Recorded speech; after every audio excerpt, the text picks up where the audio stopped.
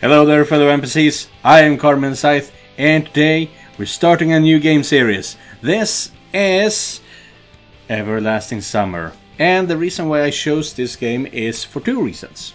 It's because it was one of the first games that got me back into visual novels over 10 years ago. I've been very on and off when it comes to visual novels, but this was one of the games that truly got me into it. So I want to show this game for you for that reason. This game got me back into the hobby, you know.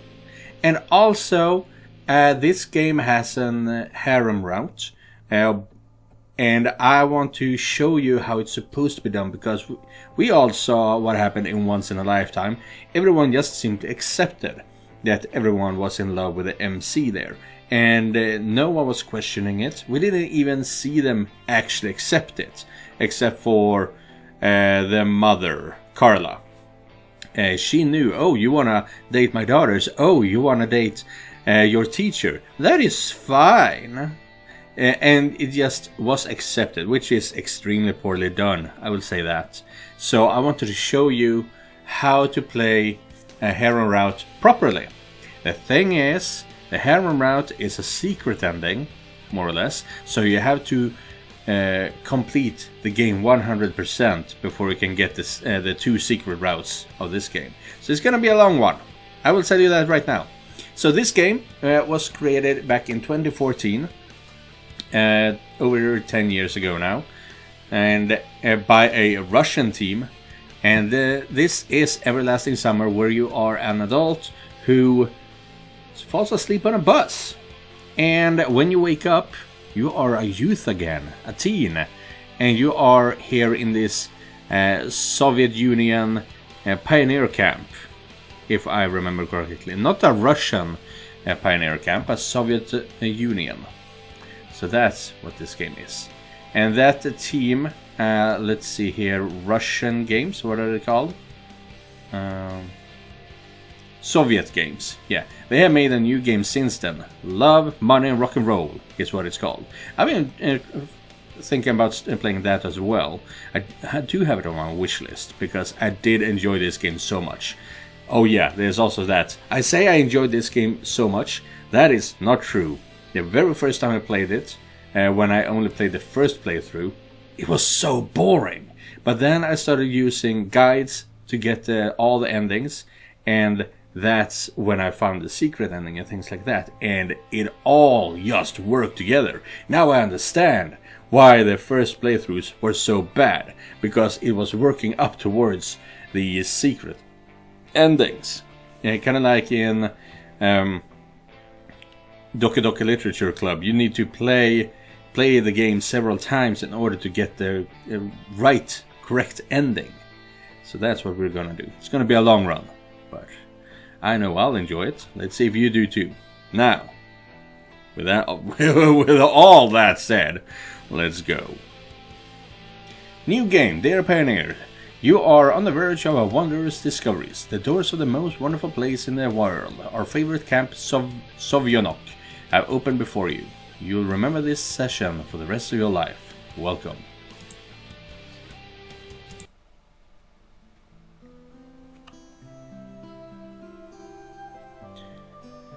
And yeah, because I have to play it over and over again, I'm gonna in the future be skipping scenarios, because I don't want to read that again.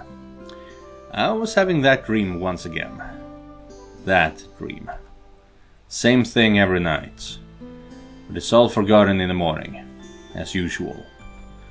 Maybe it's for the best. Only a glimpse of memory will remain, of gates, half open, as if inviting me somewhere, with two frozen stone pioneers standing close by. And also that strange girl, who keeps asking me. What does she keep asking you? I don't remember the details, obviously. Sovyonok!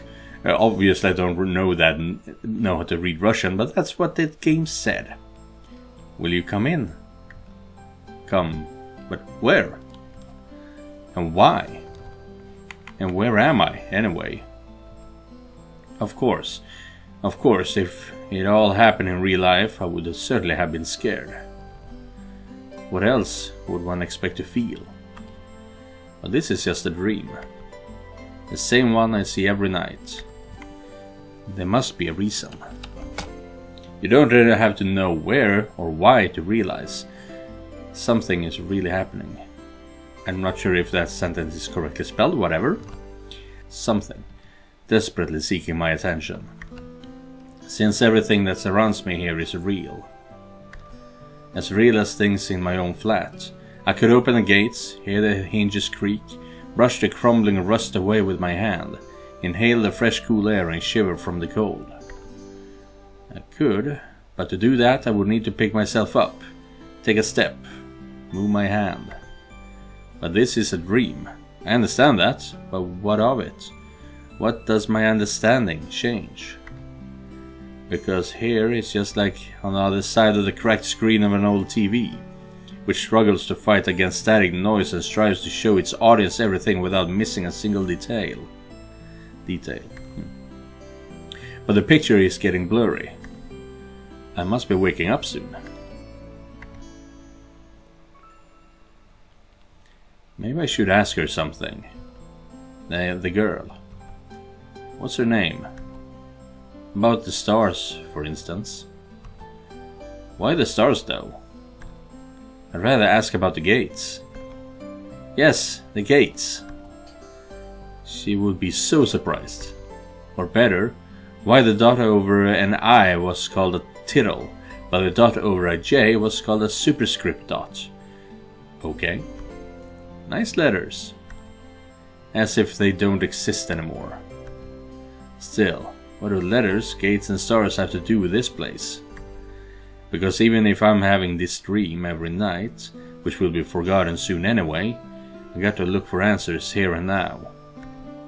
And there, if you look carefully, you can see them, what the hell, Magellanic clouds. As if I'd ended up in the southern hemisphere.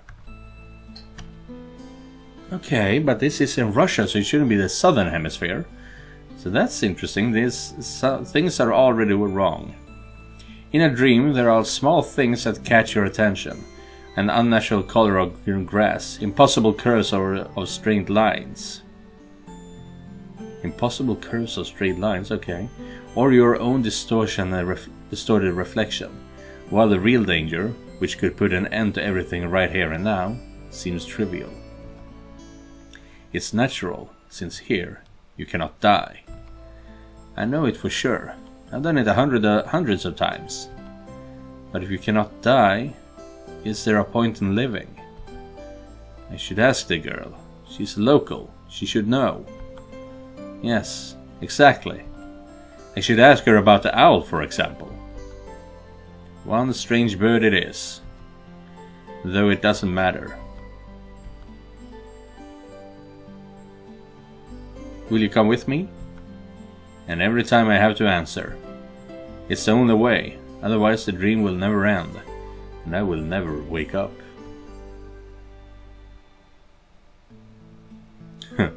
Yes, I'll come with you. No, I'll stay here. I think that's the right answer. I don't remember the details as I mentioned. Every time it's so hard to decide on the answer. Where am I? What am I doing here? Who is she?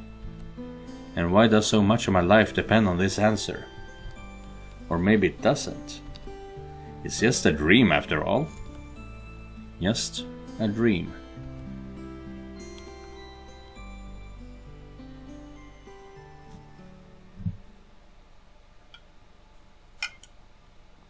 Yeah, now we're waking up.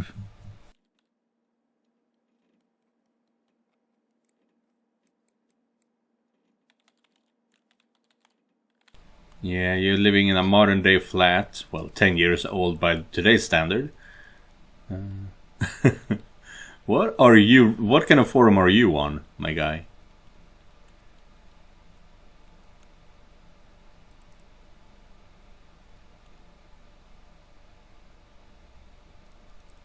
.4chan. Is that 4chan up here in the corner, or is it 2chan.ru?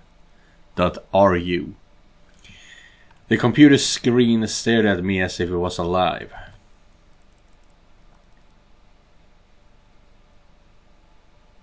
Sometimes it really did seem to me that it was conscious of itself, had its own thoughts and wishes, ambitions, that it had feelings, could love and suffer.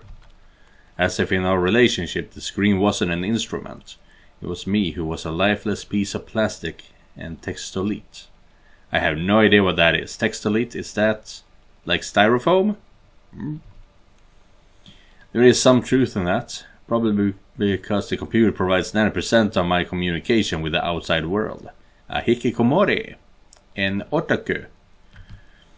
Anonymous image boards, some chats from time to time, rarely ICQ or Yabber, and forums even more rarely.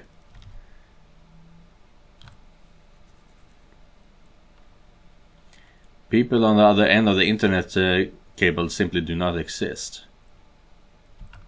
All of them are simply creations of its sick imagination, an error in the source code or a kernel bug, which started living a life of its own.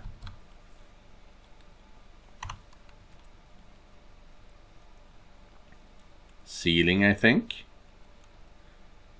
What are we looking at? Yeah, exactly. It was a lamp ceiling.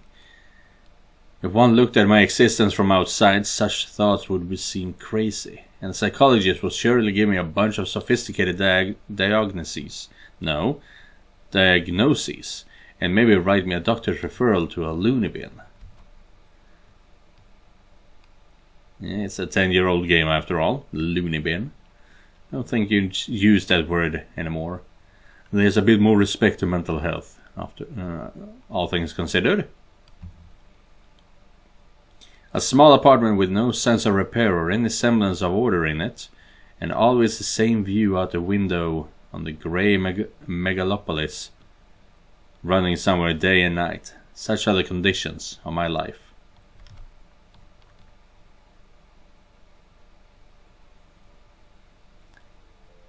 But of course, it didn't start like this. I was born, went to school and finished it, like all the others. I was accepted at a university where I spent a year and a half trailing behind and struggling. I drifted through several jobs. Sometimes it was working out quite well. Sometimes I was even getting decent money for it. But it all felt like it was not mine, as if taken from another man's biography. I wasn't living life to its fullest. It was looping over and over in a monotonous circles. Like in the movie Groundhog Day. Yeah, that's the theme of this game, alright?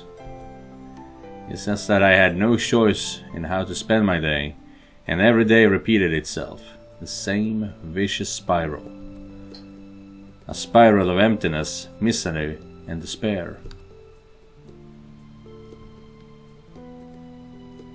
For the last few years, I just sat in the front of the screen all day. Sometimes there were menial jobs, sometimes my parents helped me. All in all, I was able to provide for myself. No wonder really, since my needs are quite minor. I hardly ever leave my home, and my communication with other people almost exclusively consists of online correspondence with the anonymous, who have no real name, no gender, no age. So, in brief, a quite typical life of a quite typical antisocial person of his time. Kind of Donnie Darko on a minor scale, without doomsday-related visions. I've never seen Donnie Darko. I want to see that movie, but I just haven't taken the time to do so. Skull rabbit in the cinema is freaky. Maybe some highly respected author will write a novel about me, and it will become a contemporary classic of modern literature. Or I will write one myself. However, what's the point of fooling myself? I've tried many times, but couldn't even come up with a simple short story. I tried to learn many other things as well. Not gifted enough to draw. Programming, got bored. Foreign languages, takes too much time. The only thing I loved doing was reading. But still, I never would have called myself a scholar. Perhaps I was an ace at watching anime and a grandmaster of lame internet jokes. If I were to get paid for it, I would probably be a happier person and a richer person too. but I doubt it would fill the hole inside me. It's kind of similar to the life I'm living. I don't do a whole lot of things. Most of my time is honestly spent on YouTube. I don't hate it by any means. I have started studying, and I do hang out with friends, so I guess I'm far more. But I get what he's saying. You want to try a bunch of stuff, but nothing really fits you. This YouTube channel, I've been doing it for 3 years now, I believe. And it's the longest project I have ever done. Today was another typical day of a typical failures, typical life. And today is the day when I have to go to my university reunion. Oh. Frankly speaking, I really didn't want to. What is the point? The time I spent with them was so short. However, was persuaded by a friend, my former university mates, and one of the few with whom I kept in touch other than through the internet. Beautiful scenery. Oh. Why is the screen cracked? Or rather, the memories. Is that how he views the world or something like that? That is beautiful. You will see. These. Oh my God, it's beautiful.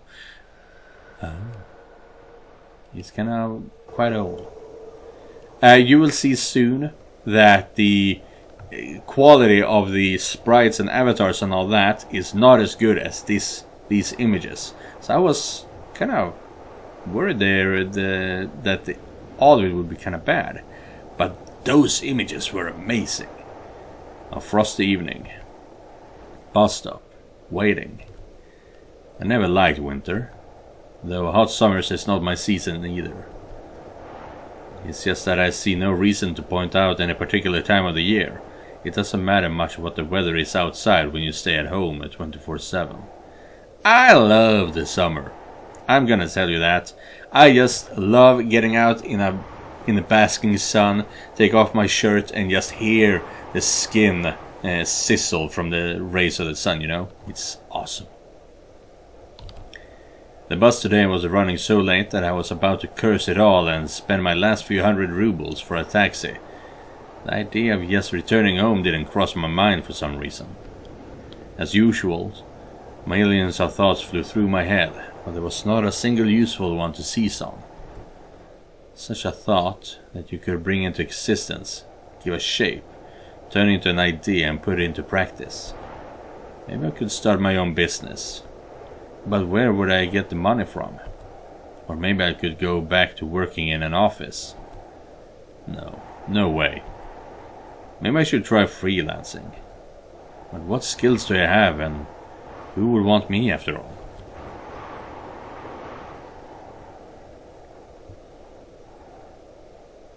I suddenly remember my childhood. Or rather, my teen years. The time when I was 15, 17 years old. Why exactly those years? No idea.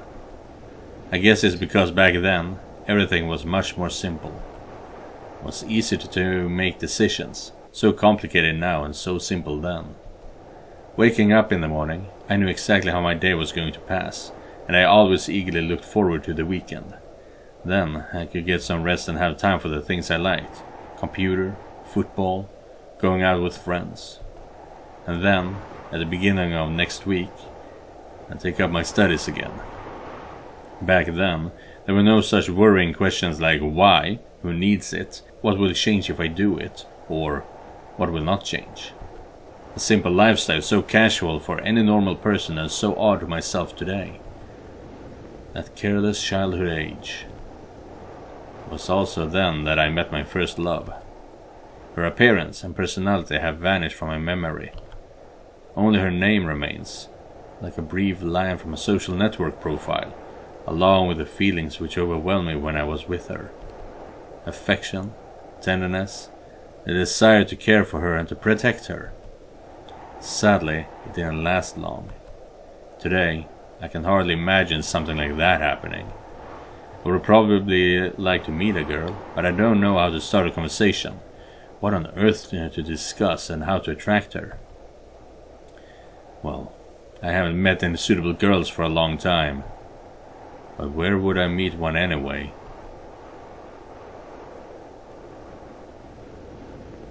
There we go, here's the bus. The sound of an engine brought me back to reality. A bus pulled over. There was something abnormal about it, I thought.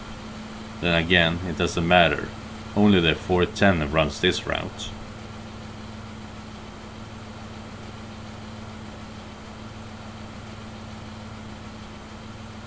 Okay, spooky music. What the hell?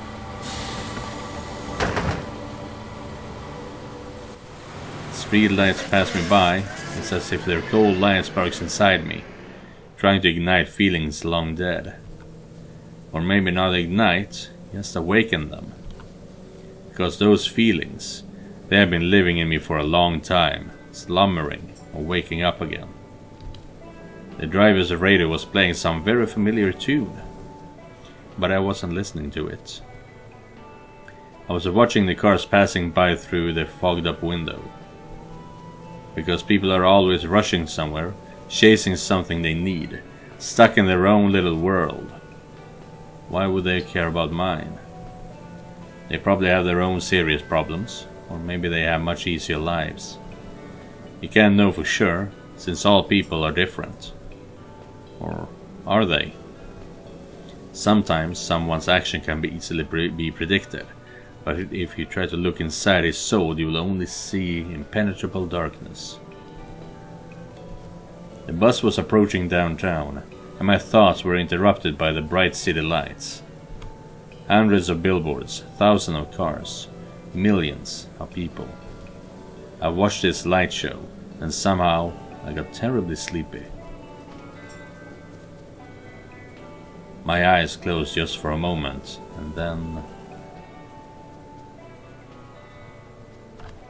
Yeah, come on, come on. Oh, we even get an intro song. Awesome.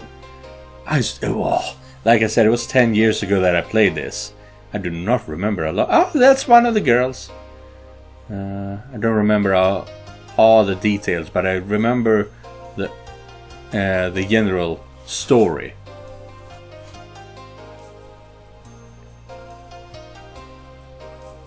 Oh, so beautiful.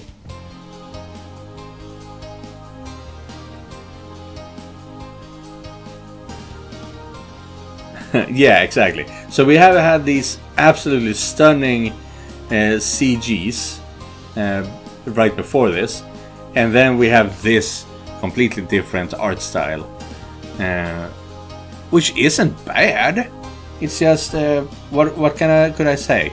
Okay, pretty early in someone's drawing career, more or less. Yeah, these are the different girls that we can meet at the pioneer camp. Yeah, that's Hatsume Miku. Oh shit. That's a secret that I'm keeping for now. Now that I am playing it again, I wonder how much I'm gonna see that I just remember, you know. Everlasting Summer. Day 1.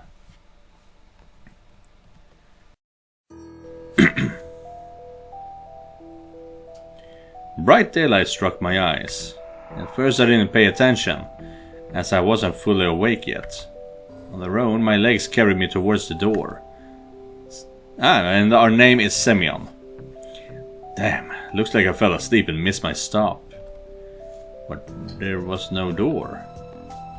I looked around the bus and realized that it wasn't a good old worn out Elias. Instead, the bus was an Icarus model, a new one. A frozen shock. How? What? Am I dead? Have I been kidnapped? No, I must be dead. I patted myself down feverishly, slapped myself painfully in the face a few times, banged my forehead on the back of one of the bus seats. It's clear, either I'm still alive, or you can still feel pain when you're dead. But how could this happen? Maybe I slept for too long and ended up at the bus depot. And then what? Did they just put me onto another bus? I rushed out and took a look around. Greenery wherever I looked. Tall grass on the roadside. Trees, flowers. Summer. But how? It was winter just a moment ago. My head was aching unbearably, as if it was going to explode. Slowly, I began to remember.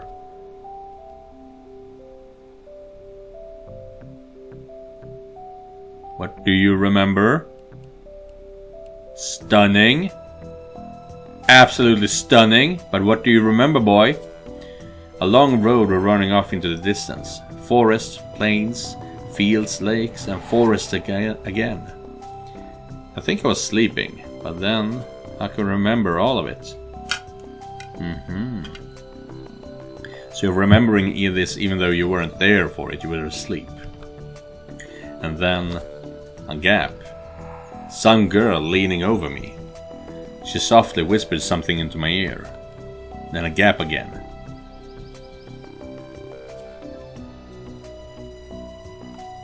And then I woke up here. Who was that strange girl? Or was she just a dream? For some reason, thinking about her made me feel better and calmed me down a little. I felt warmth all over, coming from the inside. Could it be her who brought me here? Then I need to find her. And the best place to look for her is away from here. I rushed to the left, then to the right, and stopped, hesitating over where to go. Finally, I ran in the direction from which the bus had probably came.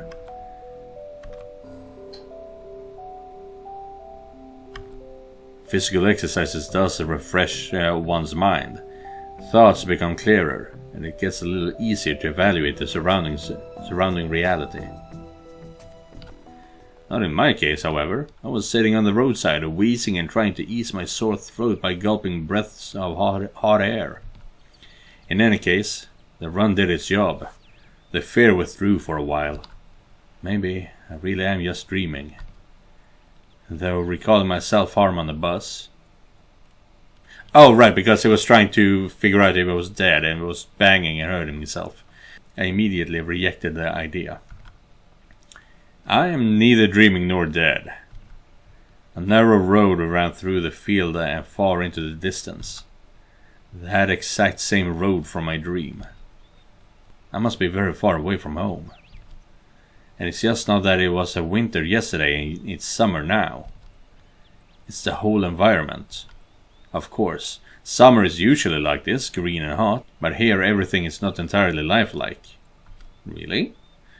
Everything looks like it was taken from the painting of Russian landscape artists of the 19th century. Yeah, okay. That's why it was maybe that's why it was such a different look in the beginning. The grass is just too lush. The bushes are not like what the bushes should be.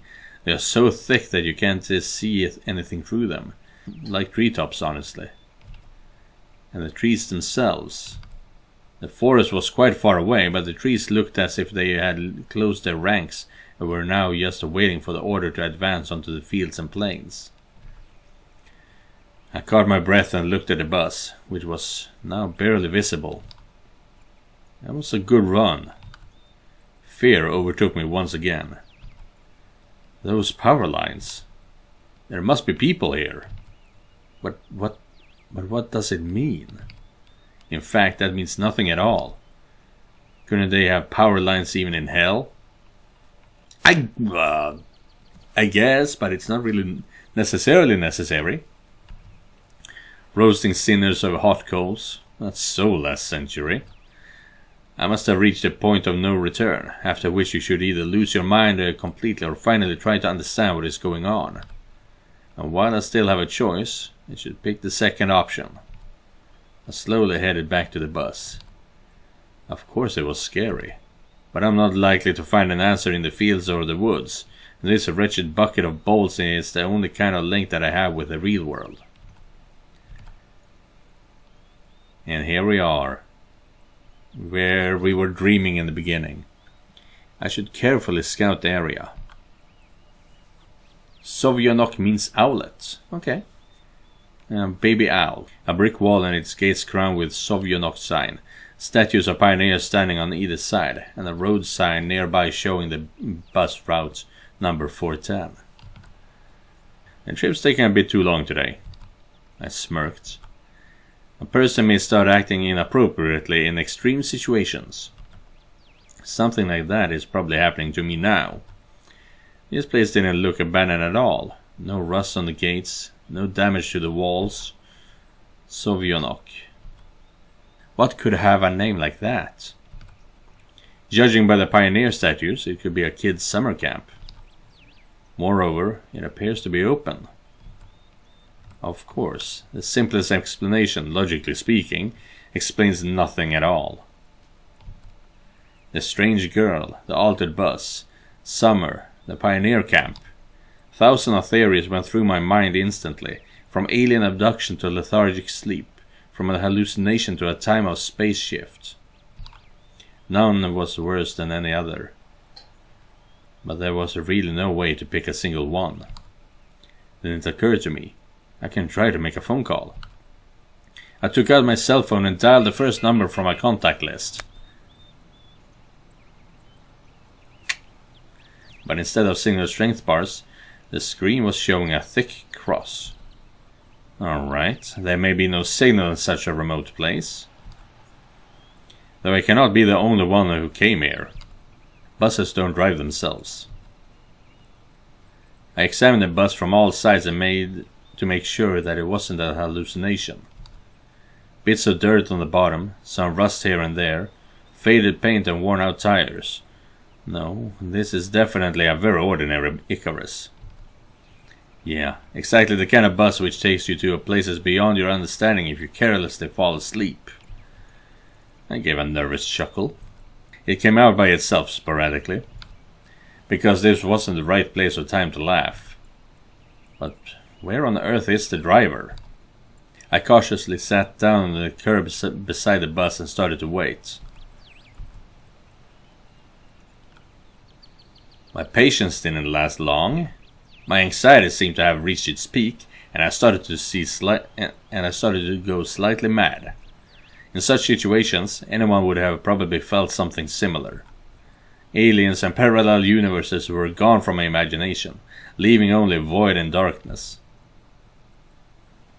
Is this how everything will end? How my life will end?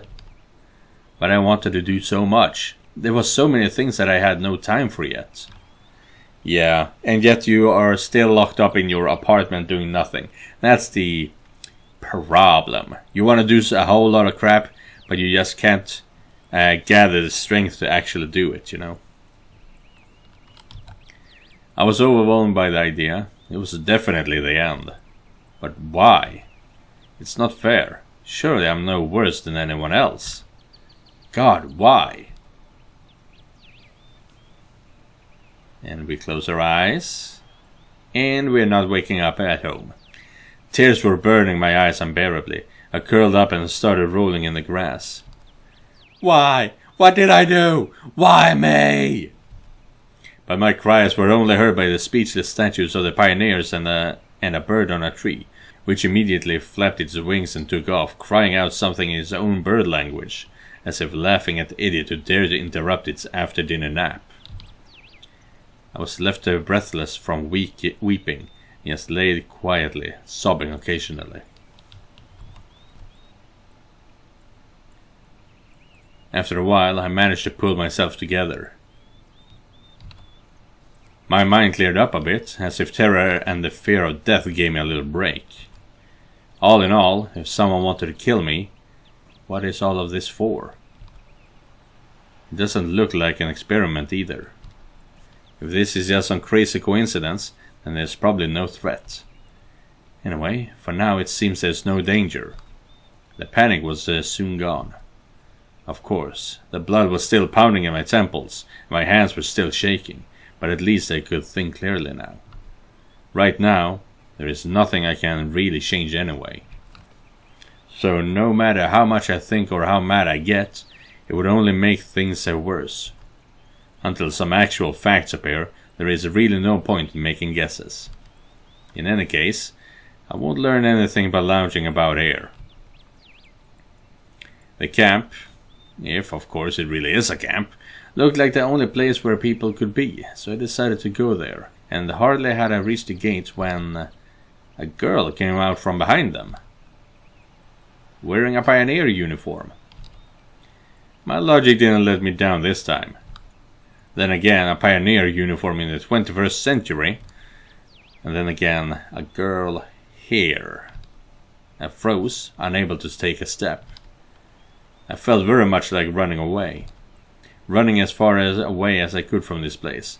Far from this bus, gate statues, and far from this bloody bird with its siesta. Just running, free like the wind, faster and faster, waving out to the planets passing by, winking at the galaxies. Running, becoming a pulsar ray, and turning into vestigial radiation, running to face the unknown. Run, no matter where, as long as it was far away from this place. Meanwhile, the girl came closer and smiled. I could not help but notice her beauty, even though I was trembling with fear. Human instincts work independent of consciousness, and while only 5% of the brain is responsible for cognitive processes, the remaining 95% are always busy sustaining life, and in particular, in ensuring stable functioning and the hormonal system.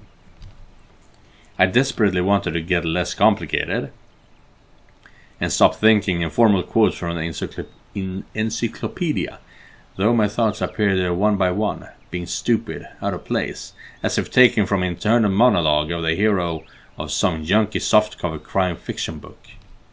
A pretty Slavic face, long braids that looked like 2 armfuls of fresh hay, and blue eyes you could drown in. Hi, you must have just arrived. Hi. Yeah. Alright then, welcome. She smiled broadly. Strange, it looked as if I had a just normal girl in front of me. But I shouldn't have returned here. The woods and fields seemed better. But what should I do next? Try not to speak with her as if she was human, or run away, or what? The blood was pumping unbearably in my head, tearing it apart from the inside, a little bit more than the poor pioneer girl who would be splattered with the gruesome contents on my skull. Eey.